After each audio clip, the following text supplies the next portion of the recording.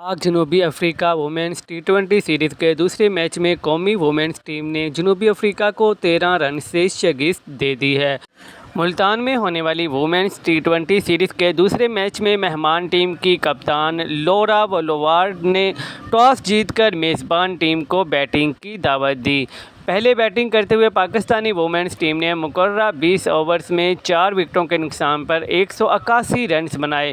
Pakistan women's کی جانب سے منیبہ علی 45 اور فاطمہ ثنا 37 رنز بنا کر نمایاں رہیں، جبکہ ندا ڈار نے 29 اور سدرا امین نے 28 رنز بنائے۔